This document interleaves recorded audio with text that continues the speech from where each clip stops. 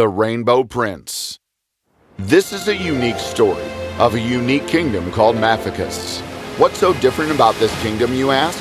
Well, this kingdom neither had a king nor a queen.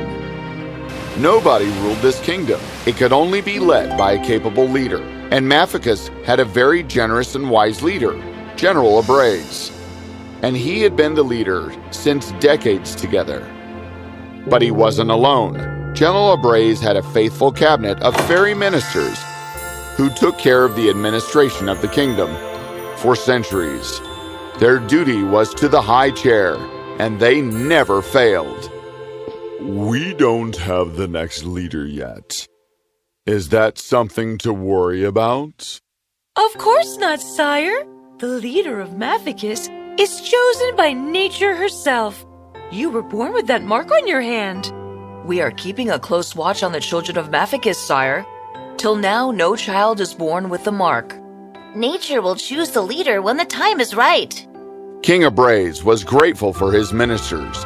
He knew that even if nature doesn't decide for a leader, his kingdom would be in safe hands. One day, as the king was traveling through the forest, he was separated from his soldiers. Wait, I have never seen this part of the forest before. Something doesn't feel right.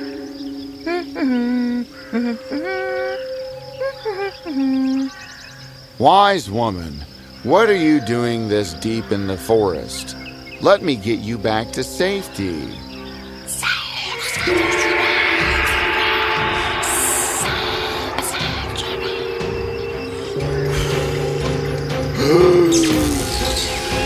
Many years later.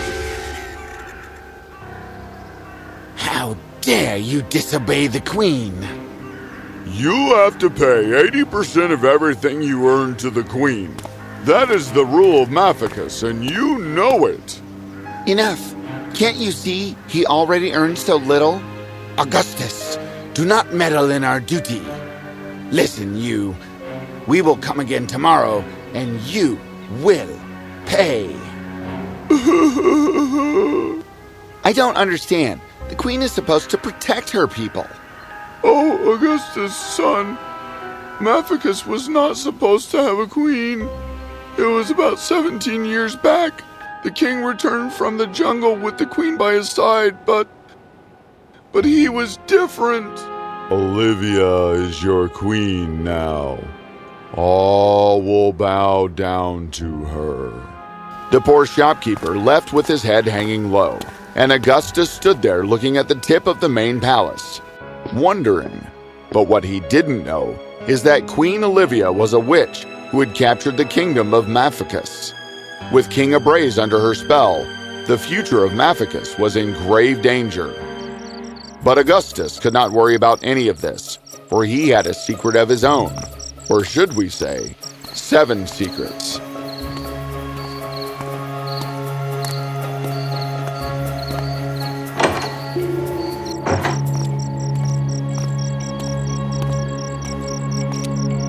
Mother! Oh, son, why are you so late today? I was getting worried. You know how it is. I have to wait till everybody falls asleep. Oh, son. Mother! Is Augustus here yet? Yes, Mother Violet. I am here, and I brought your favorite nuts. This was the secret. Augustus had not 1, not 2, but 7 mothers. All of them were bound inside the cave by magical shackles. All day, after working hard and earning pennies, he would come to see his mothers and spend time with them. He would cook for them, feed them fresh fruits, and entertain them. And each night, he would try to break the magical shackles. Stay still, Mother Green. These magical stones will free you. I know it. The mothers didn't care about the magical shackles, for a bigger adventure stood before them. Augustus was born with a mark on his neck. He is the chosen one. Yes, I am sure our son will rise to his duty towards Maficus. And thus, each morning, with fear in their eyes for their only son, each of the 7 mothers would kiss Augustus goodbye.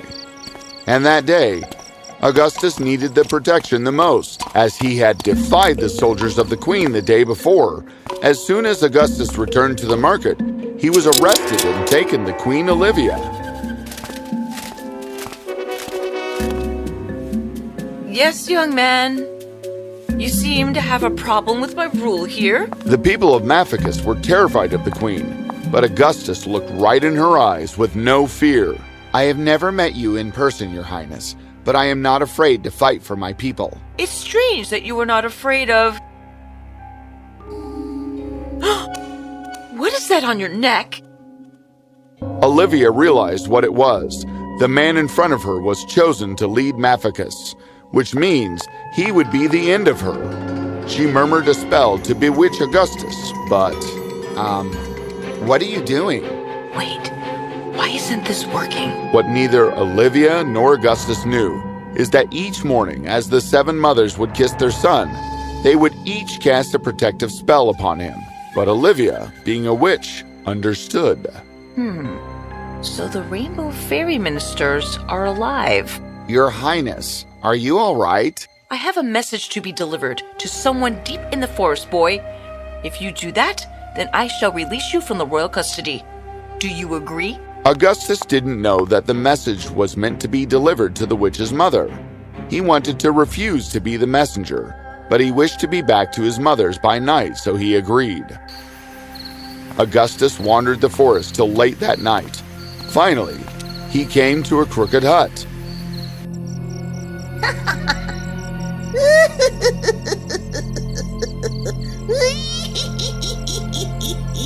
So, you are the Rainbow Prince, aren't you?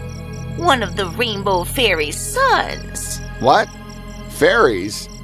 No, I do have 7 mothers, but they aren't fairies. Oh, you silly boy. Violet, indigo, blue, green, yellow, orange, and red. These are all your mothers, right? They are all Rainbow Fairy Ministers of Maficus. Augustus was shocked to hear this. He was the son of the royal ministers. Oh, but don't you worry, my boy. My daughter knows that my magic melts any magical shield that you must be wearing. What was that?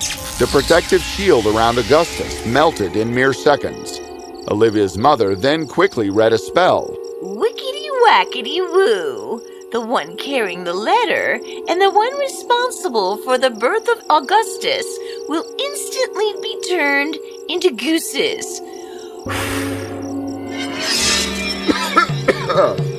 What? What just happened?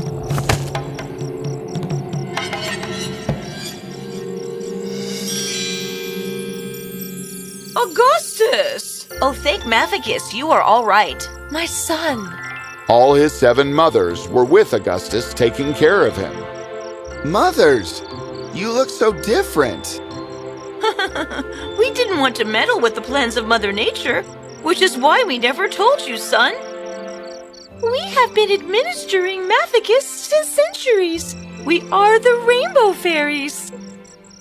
Olivia knew we would never let her rule, so she casted a spell on us and wanted to finish us. But Mother Nature saved us all and kept us safe under the cave. We were saved, but Olivia's magic bound us. We brought our powers together and tried to break the shackles. The shackles didn't break, but out of that powerful magic, you, our son, was born. Mothers. Wait, so the witch was the reason for my birth. That means she must be a goose too. That is how the spell broke and you all were freed. Yes, but how did Olivia's mother turn into Goose? She got excited and said the spell wrong. When she said the one with the letter, she was the one holding the letter. Aw, the cute little goose. They took the mother goose and went to see the king. The spell on the king was uplifted too, and he had already caged Olivia. Honk, honk, honk, honk, honk. Honk, quack, quack, honk. Augustus, with these strong mothers supporting you, I have no doubt you will lead Maficus excellently. Augustus became the youngest man to lead Maficus, and the kingdom had complete faith in their young leader, for he was, after all, the Prince of the Rainbow. Honk, honk.